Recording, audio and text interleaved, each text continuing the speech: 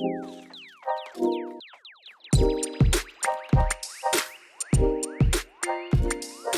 Digging Deeper family, you hear that jingle, you know what time it is. It is time for Digging Deeper with myself and two wonderful guests. As I look out the window, it looks like spring is trying to show up a little early. I'm excited. It's true. Who knows if it's going to stay, though.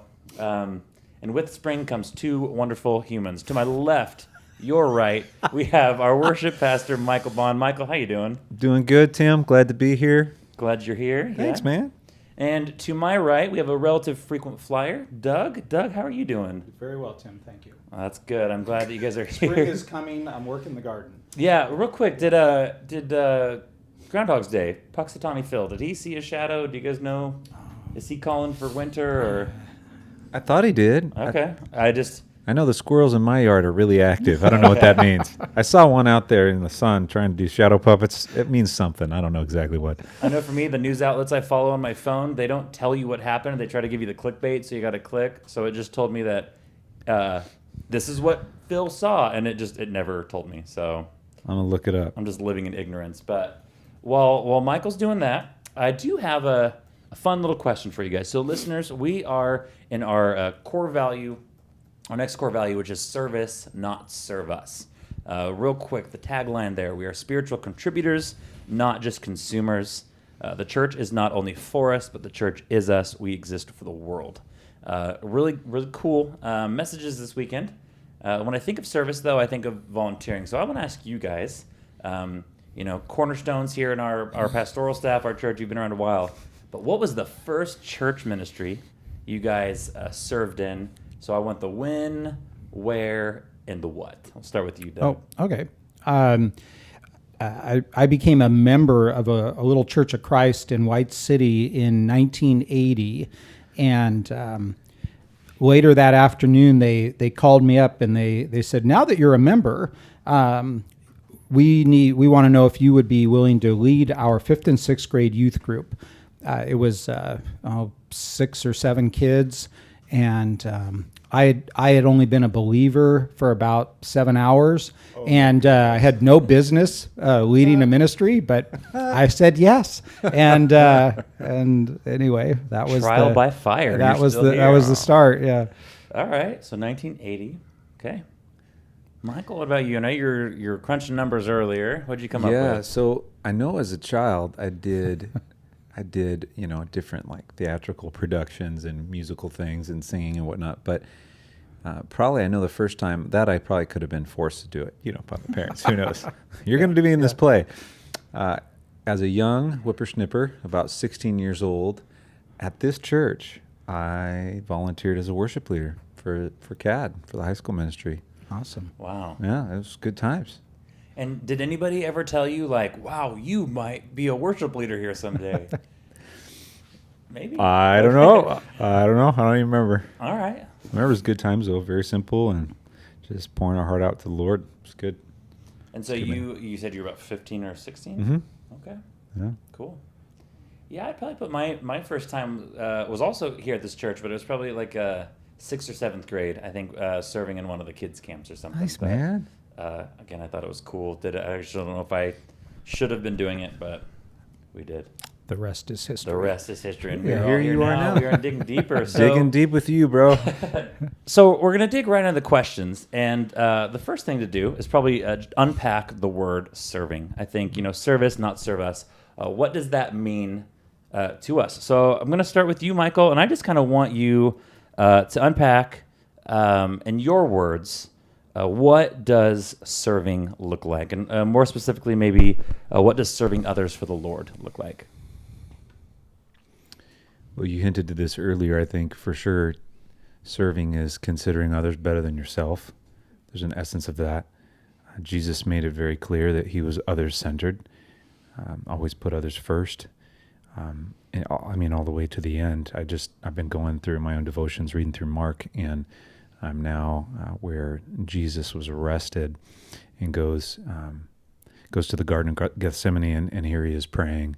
And even that moment, he's willing to do the Father's will. He's asking, he's like, wow, if there's any way I don't have to do this, but he says, your will, not mine. So Jesus holistically shows us what it is to serve. I know that might sound too simple. It's actually a deep, huge, profound thing to study. Well, how did Jesus do that? What did it cost him? It's easy for me to say. The cost was enormous, but he is our example. I one time read through the Gospels just trying to observe how people interacted with Jesus and how they responded to him and how he responded to them. And it's just fascinating. I mean, the bar is so high, but what a privilege to seek it, knowing that Jesus doesn't ask us to do anything that he didn't do himself, and he didn't do with pure love. So, I don't know. Serving is for sure considering others better than yourself, putting someone else's needs above your own, and then being willing to put action to that. Take steps, do something about it, not just going, wow, you really have a need. It's too bad. But to say, no, I'm going to do something. I see that need. The Lord's moving me to meet that need. I'm going to get involved. I like that, because I think a lot of us think that, hey, to serve has to be an official capacity, but no, it is the simple, like not just the mindset, but even the heart of putting others before yourself, and then, as you had said, putting that to action. Doug, what do you got for us? Well, in the sheep and the goats judgment in Matthew 25, Jesus, turned to those on his right when he separated the sheep from the goats, and he said, come, you who are blessed of my Father, inherit the kingdom that was prepared for you from the foundations of the earth. Why? Because I was hungry and you fed me. I was thirsty and you gave me something to drink. I was a stranger and you invited me in. I needed clothes and you clothed me. I was in prison and you visited me. And they're going to go win, because they're going to see Jesus in his glory. Go, we don't remember seeing you looking like that, and he said, and as much as you've done it to the least of these, you've done it to me. And so that if we use that as our level of service, then it, doesn't matter whether you're working under the roof of a church or you're working, just on your way walking to work, you can do that anywhere. One of the things that came to mind, though, with the question was the poor example. When Israel got brought into exile, Ezekiel wrote this in Ezekiel 34. He said, "Son of man, prophesy against the shepherds of Israel. Prophesy and say to them, this is what the sovereign Lord says. Woe to the shepherds of Israel, who only took care of themselves. Should not shepherds take care of the flock?" And so that's kind of the antithesis of it, is the hireling, the shepherd who's really only concerned about their own well-being. Yeah, that's crazy, man, because that was a foundational, well, let me say it a different way.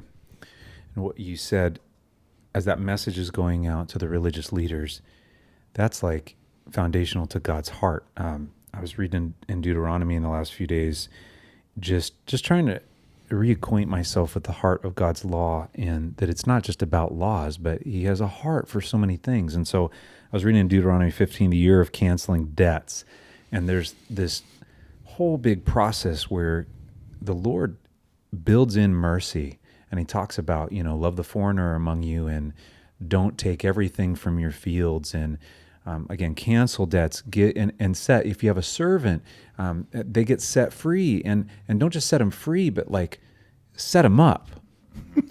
Like give them things, empower them, and show compassion and kindness. So you're right. That's a big deal, to not consider others' needs, to not serve. That's just not like just a good thing to do or something even Jesus came up with. This is like the heart of the Lord from the beginning. And the leader should have known that, because it was what he said from the beginning, like foundational laws is to take care of others. Well, and even going back to the beginning, if you ask, okay, what was lost in the garden? And, and how does that tie into new covenant Christianity? Because we're being conformed to the image of Christ. I mean, I might be getting a little ahead on our questions, but part of what's being reclaimed here is that others-oriented, which is the original design. This is like, okay, let's get these people back to loving God and loving others, and so that becomes the crucial point, is we're just getting back to, it's the renovation of the heart, getting back to the what was the original purpose of man? Love God and love others. Yeah. Amen. Yeah. No, realigning with God's heart for sure, but I'm reminded how countercultural it seems to us, and especially even to Jesus, and that's kind of what I want to go to next. Where, and some listeners might know this, but the Messiah. I mean, people that were expecting the Messiah. If you had 1,000 of them, all right, what do you think the Messiah is going to look like? Draw a picture, write out characteristics. None of them probably would have lined up their picture with what Jesus looked like. And so I want to spend a few minutes and kind of unpack that about how people would have realized and what receiving that would have been like when they realized that the Messiah coming was not coming as a political or a military powerhouse, but in fact a servant, and the servant that Jesus was. So yeah, what would some of them have been thinking? And then even kind of unpacking the ironies of the triumphant entry, right? How he came in, and the religious leaders were not too stoked about that. So Doug, I'm going to go ahead and start you off with that. But just what would that have been like for the people that were expecting this Messiah, and then they get the Messiah, but not how they thought? Well, the old line was our expectations are planned resentments, and so the expectations that they had for Messiah to come in and just drive out the Romans, and instead he drives out the money changers. Instead of shouting out a battle cry, he cries over the city, and instead of coming in on a war horse, he comes in on a donkey. So, I mean, those may have led to part of the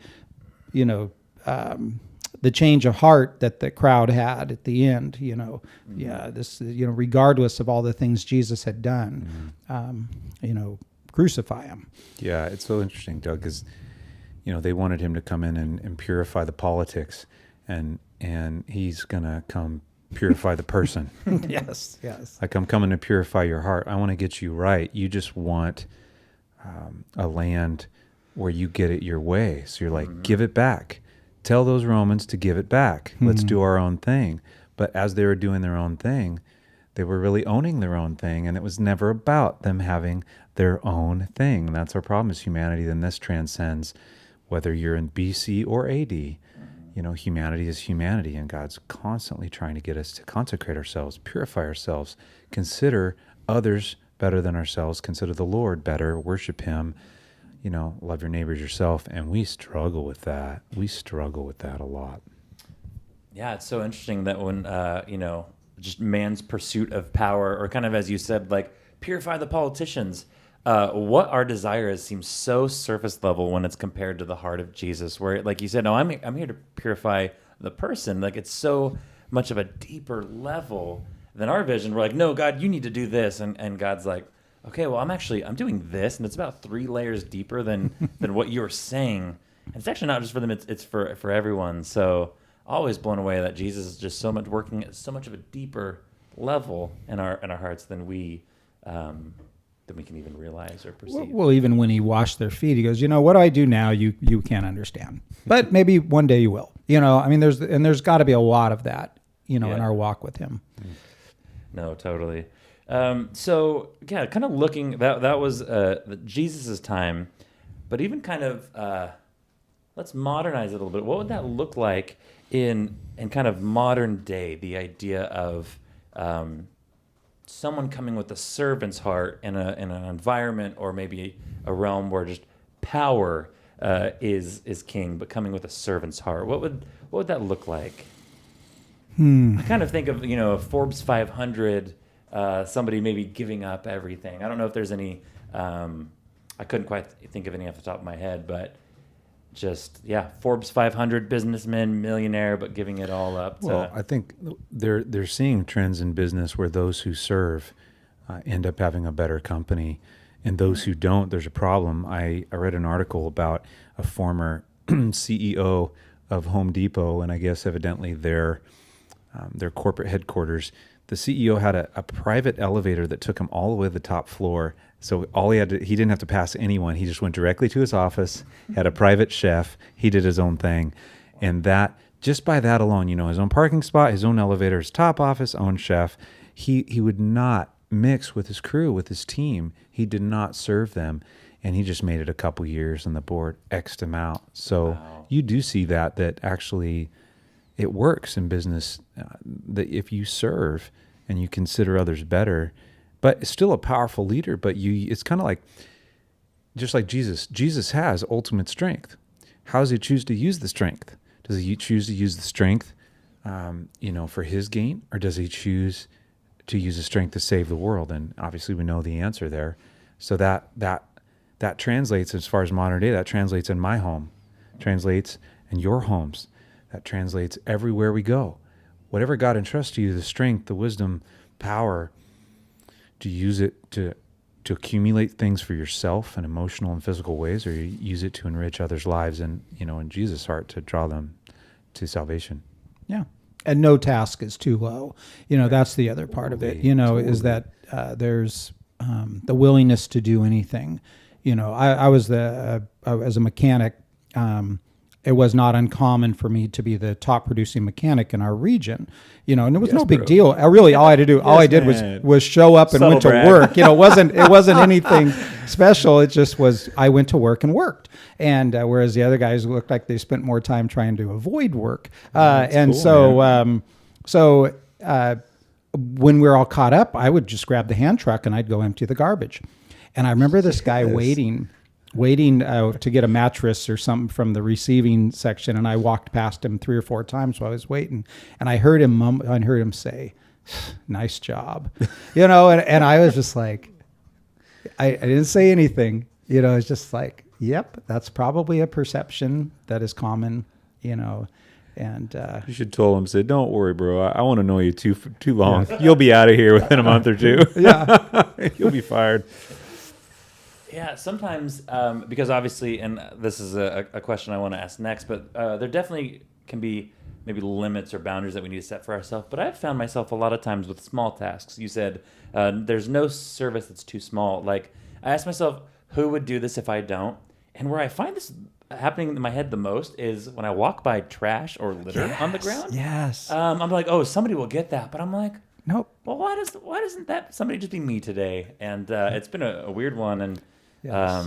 but yeah, just kind of asking myself, who's going to do this if I don't? Because there are some situations where there are people for that, and you doing something is actually taking someone's job. But there's a lot of acts of service where, that somebody could easily be you. Sure. And I don't do that all the time, but I'm not always the best or just naturally the best like Doug is at the mechanic shop. But, But good for you, man. I just real quick, I want to affirm you in that, because that's a trait I'm not going to make a terrible parallel to the Good Samaritan, but the idea of a lot of people pass a problem and say it's somebody else's. yes, And so for you to see a situation and have the value of ownership in your life, to say, it really doesn't matter what anybody else will or won't do. I've now encountered something. Am I going to do something about it? And I think that kind of a principle in your life, it does start with a piece of trash or some little thing. faithful in the little things. Yes, Exactly. 100%.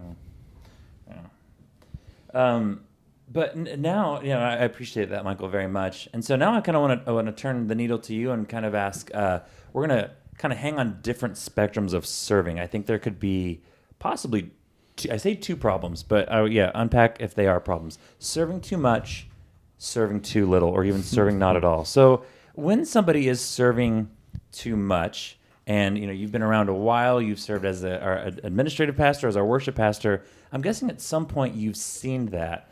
And how does somebody get to the point where they're serving too much, and what does that actively look like? So we'll start there.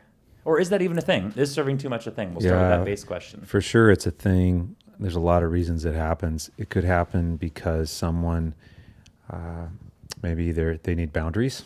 Let's take the scenario where someone's got a pure heart.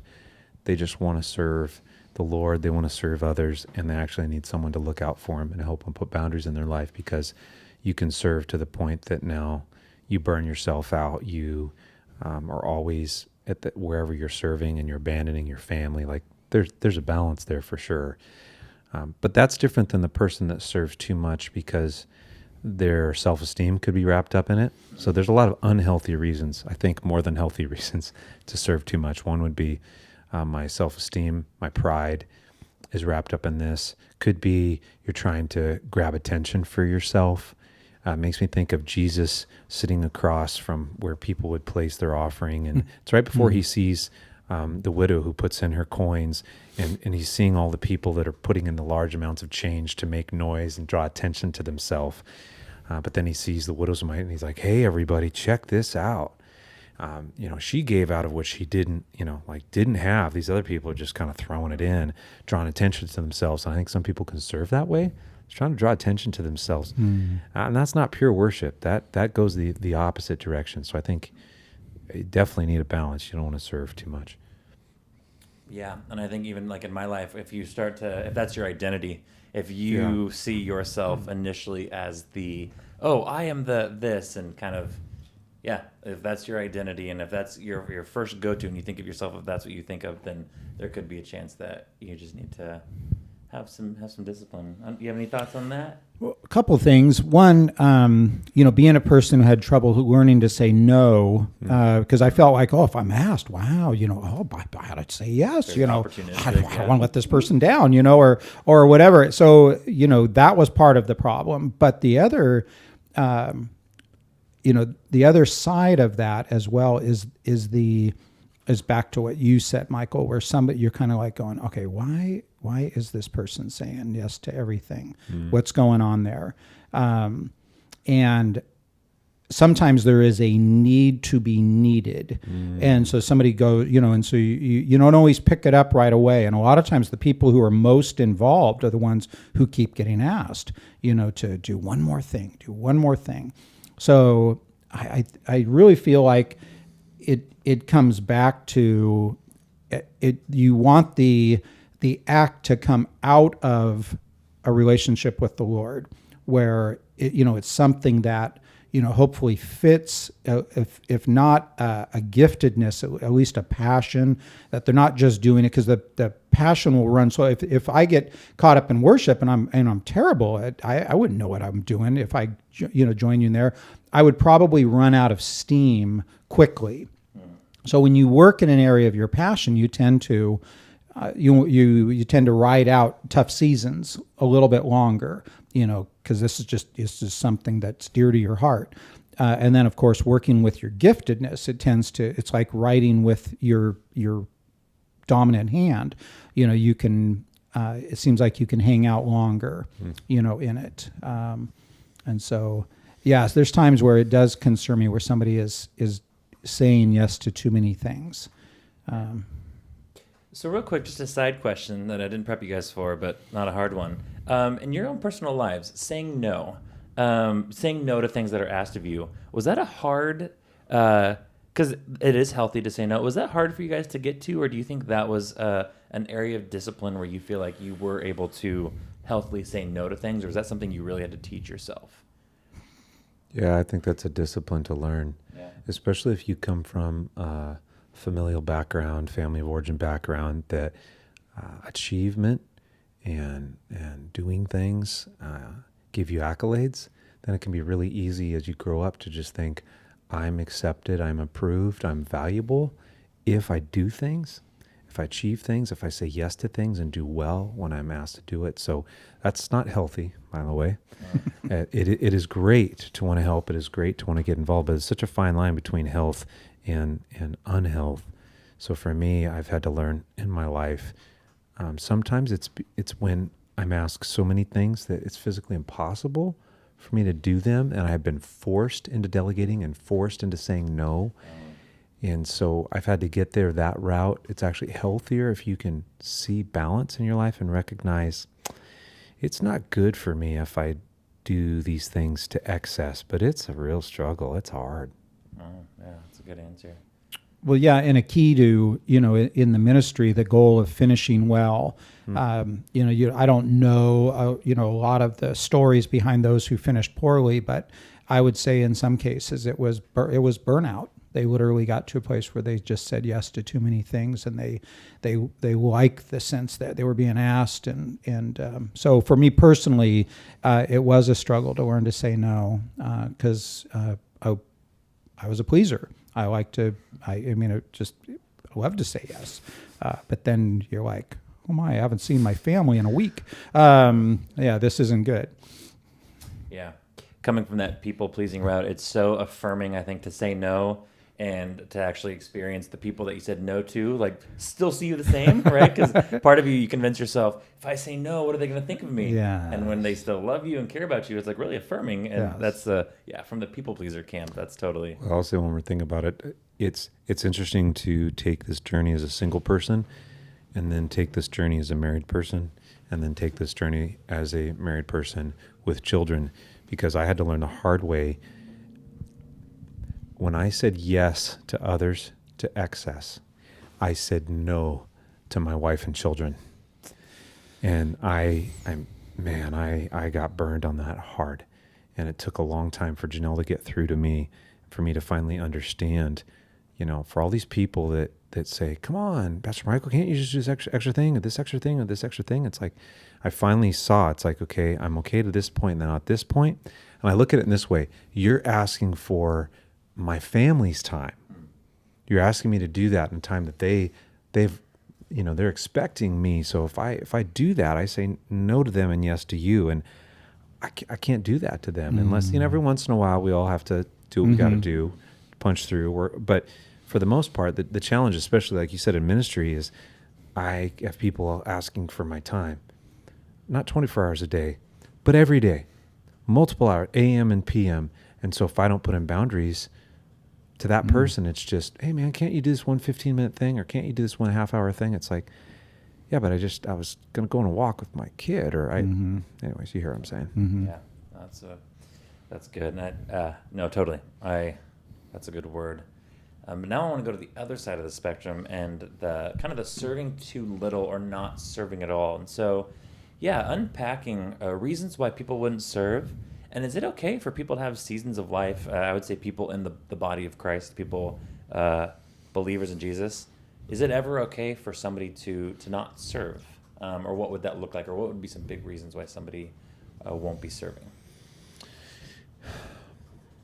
I think it's good to remember as we go into this part about serving that we don't serve to attain our salvation, because by grace we have been given salvation. Out of gratitude we serve, because we are saved, not to be saved. So just say that in case there's ever confusion about that fact in this conversation. I think people that never serve actually enlarge the population around the world that says, I came to church, I tried it, it didn't work for me, and I left. There's no way you can read through, especially the New Testament, but even the Old, and not pick up on the Lord wants us to serve one another. I mean, it's just a part of our faith. So for people that never engage and never serve and make serving a lifestyle, because there's officially serving for a set ministry, at your church, and then there's just a lifestyle of service. Lifestyle of service could be, hey, I notice I'm walking up towards a door. I'm about to go into a restaurant. I see someone else walking up. I'm going to open the door and say, no, you first. Lifestyle of service is somebody's in front of you in the grocery store, and something falls out of their cart, and maybe the woman's purse goes everywhere, and you jump down and you pick it up and say, here you go, ma'am. I mean, it's a mentality that just defines who you are. Again, it's considering others better than yourself. For people that choose to not live that way on purpose, I believe they do not have the ability to live, in my opinion, I'm curious what Doug's to say to this, to have the fullest, richest Christian life, because it's like trying to have a hot fudge sundae without the hot fudge. The ice cream's still good, but you need the hot fudge. You it makes it taste. You miss something that makes it so rich. It tastes so much better. And although oftentimes people associate cost with serving, oh, I don't want to do that, the cost is too great. It's like, don't you understand? Because of the cost, it is so great. But if you never do that, you miss out on having a hot fudge sundae for the first time. And that is truly tragic. We all know. Yeah. Like, you can have a bowl of ice cream, but you can't have a bowl of ice cream and call it a hot fudge sundae. That's not the same.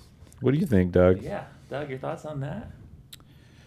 More specific, what do you, in terms of just why people might not serve and how it impacts them if they don't? Yeah. Well, again, I think it gets back to, the what was the purpose? I mean, three reasons Jesus came was, to show us what God was like, to live the life we were designed to live, and to die the death we were designed to die. And so in living the life we were designed to live, he basically shows what humanity's original design was: God and others. And so if we choose not to serve, we're missing out on what the being conformed to the image of Christ is all about. That what we carry on his life. I mean, Jesus could have stayed here and done it perfectly fine himself. What he did is instead he poured out a measure of himself to everyone who believes. Well, part of that is they're supposed to live out that. So I would say to the person who isn't serving enough or serving too little is, one, they might be overthinking their own selves. And they're looking at a horizontal level and, I'm afraid I'll get in and I'll fail and I'll make a mess and whatever. If there was a section in our high school yearbook that would have said least likely to succeed, I would have been in it. No. So yes, Oh, I man, know no. it's terrible, but at that point, yeah, probably.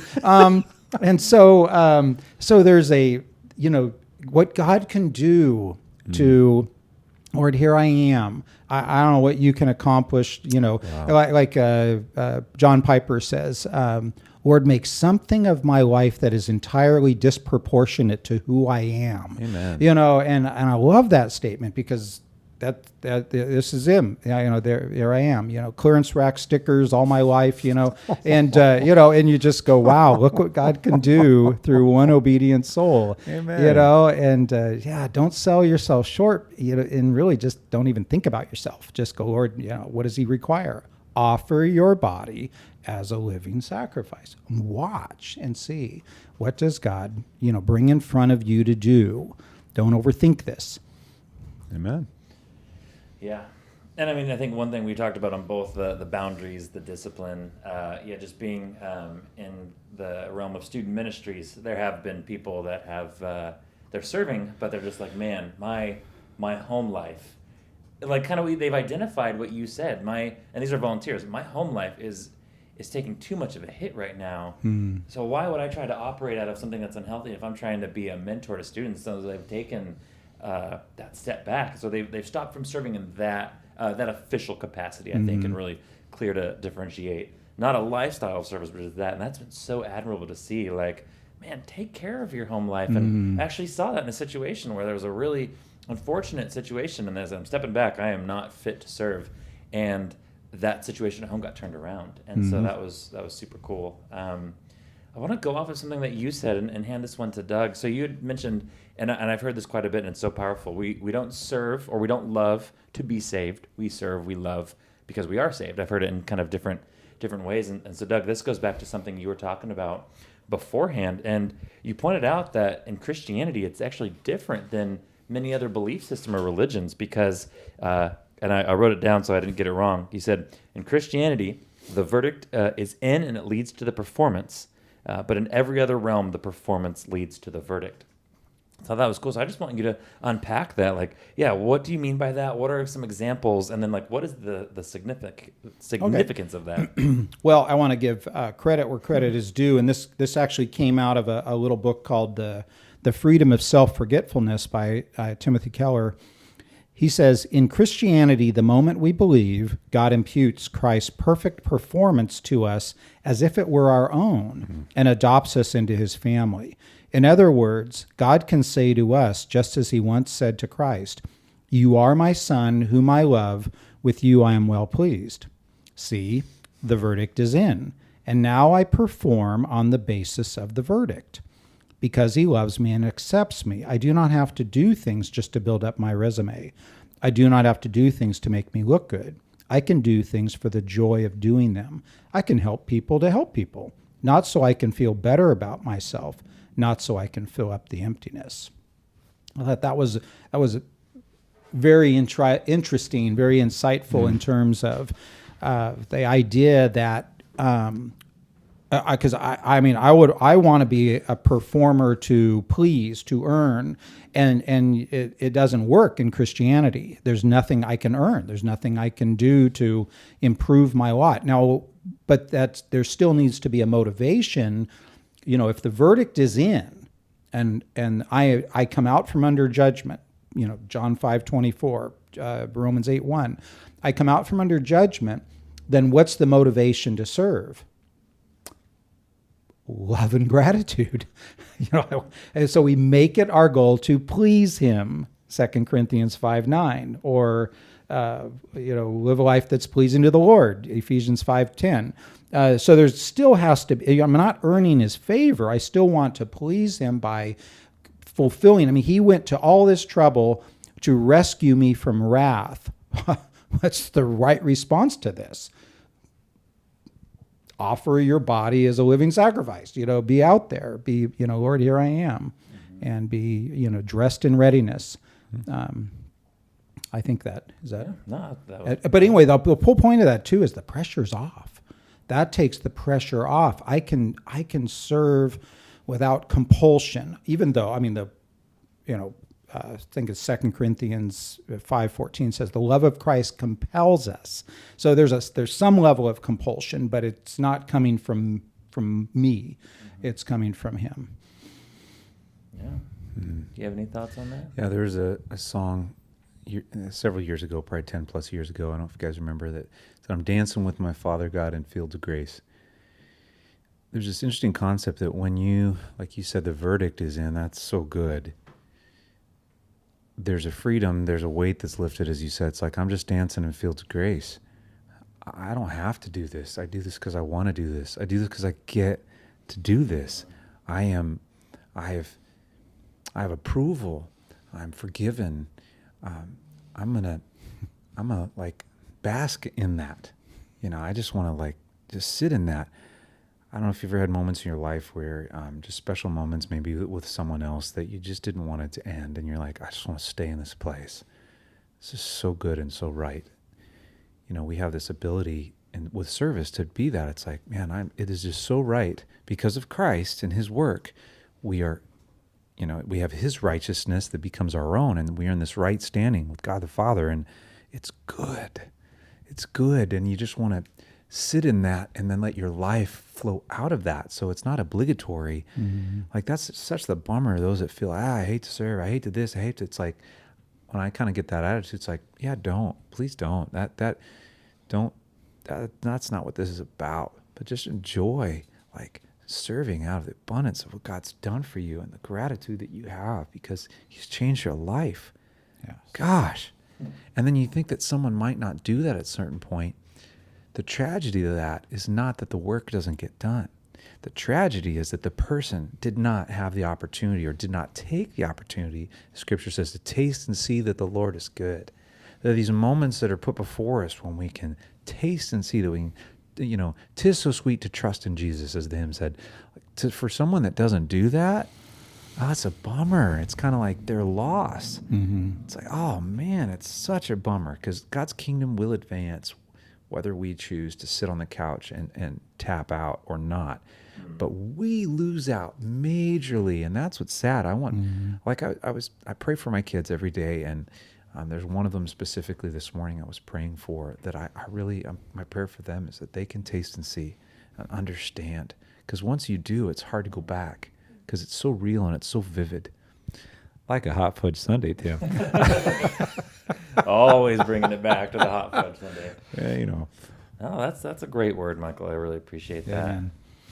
And that's good. I think adding anything on would just take away from it. But so as we kind of wind down, we're kind of getting into our resources part, our keep digging. And so I want to pick your guys' brains. What is a resource? Whether, it's a book, a sermon series, a podcast, that our listeners could maybe pursue. Just talking about a servant or a servant's heart. And then even if you guys have, one more final message about serving, just, something on your heart maybe that you didn't get out in the last 30, 40 minutes of just, one final PS that our listeners could take about serving. So resources and then a final message. Doug, what do you got for us? Well, I think this is a worthwhile book just because I think it puts the person in the proper perspective. You get yourself out of the courtroom. The Freedom of Self-Forgetfulness by Tim Keller. I just think that this ties in with serving. There was a book I read a number of years ago called God at Work by, I think it was a guy named Gene Vaith, Vaith, and it kind of was a recognizing more of the vocational mindset wherever God had planted you, a sense of a call that what we do, even though we sense we've been called into this role, there was no less of a call, when I served as an auto mechanic or, Sure. whatever the role, whether you were with Boys and Girls Club, there was a call that, so you're, Lord, I'm there for you, you're walking fully alert, aware, I'm here for you. And I think that those are both very good resources. God at Work. Yeah. All right. I think I'd encourage our listeners to go through the four Gospels, get out a journal or some blank piece of paper, or maybe you're going to take notes on your phone, but I kind of like writing in paper. You can kind of see it visually. And go through and just specifically look for instances where Jesus serves and write it down and just reflect on it. Okay, Jesus did this. What happened? What was the result? It's awesome. Like, and one of the things you'd find is so often when Jesus would serve somebody, he'd be like, don't tell anybody. For me, I'm like, make sure you put this on Instagram, right? Is the camera on? Right. It was like, a lot of times it was like, hey, and it was like hard to keep people from just, jumping up and down and telling the world what Jesus had done. But I think it would be, I can guarantee it would be life-changing to look at the Gospels through that lens of just how did Jesus serve? Who did Jesus serve? Jesus served a lot of people that we don't choose to serve or that we overlook. And I'm just, because the promise is when you spend time with Jesus in his word, seeing what he did, reflecting on it, it guaranteed will change your life. It just does. So. Can I add one more thing, piggybacking on what Michael just said? You reminded me of the dwelling in obscurity, serving. When he might be the only eye that's on you, and so the ministry done in secret is just as powerful, and it can be quite beneficial, to those of us who do want others to see and be noticed, and so. Learning to serve in obscurity is sometimes it's a discipline the Lord calls us to. Can you do this? Can you do this quiet work behind the scenes when I'm the only one who sees you do it? And I will reward you. The work done in secret will be rewarded. And so I had forgotten about that. That's powerful, Doug, because that brings up the whole whose voice matters to me most. Am I only seeking the applause of those that are right in front of me that I can hear them, or am I content to seek to something deeper and be okay only with the Lord's applause, or his well done, good and faithful servant, him saying, this is my son whom I'm well pleased. Someone might go, well, it's harder for me because I don't hear the Lord's voice in that way. And the other side is you have to put yourself in moments where you cultivate the listening. Where you go, no one else is going to know about this. In some ways, that's the most powerful worship ever, and it's the most pure. No one will ever know but the Lord. And then that's something special that you have with God. And in a sense, it's that taste and see. If you don't step into some of these unknowns and some of these mysteries, some of these less scripted, you miss out on some of the depths and the riches, almost like a relationship, like a good friendship or a marriage, really, really deep marriage relationship where you've spent all this time together, and what everybody sees in public that they might go, wow, those guys have a good relationship, was built on all this stuff that no one's ever seen. Well, similar in our relationship with the Lord, you see somebody that just beams with the Holy Spirit. They just almost shine like Moses did with being in the presence of the Lord. It's like, what is that indicative of? That means that person has spent a lot of time with the Lord that no one has ever seen, but now the Lord radiates out of them. Mm-hmm. Again, are we really putting someone out by asking them to serve and to seek the Lord? It's like, no, we're trying to, I think some of the stuff we're saying, and for those that listen, it's like, hopefully you hear this as, please, we beg you to accept the invitation to go on a journey of service and trust the Lord and see your life change and have a richness added to your life that you never had. Amen. Yeah. No, on that note, if somebody's listening and saying, all right, a life of servanthood sounds great, but I just don't know where to start, I think of, and correct me if I'm wrong, but I think of, and we've taught on this a few times at River Valley, but find out what your spiritual gifts are. Find out what the Lord has tooled you with and equipped you with, to just see, okay, so I know that my spiritual gifts are this, and this, and see how that looks like in your life. It's good. Yeah. And that's going to at least open a door or a pathway for you. Well, and along those same lines too, is the area that you've lived through yourself and have overcome is often where you already have a sense I can minister to people who are in this early stage of overcoming. So sometimes that becomes a way to enter in because you can identify with the wound. Yeah. Familiarity, definitely. Mm-hmm. Gentlemen, I thank you very much for joining me on Digging Deeper this week. And listeners, as always, thank you for joining us. We will catch you next week as we continue into our core values. Until then, see you guys later. Bye.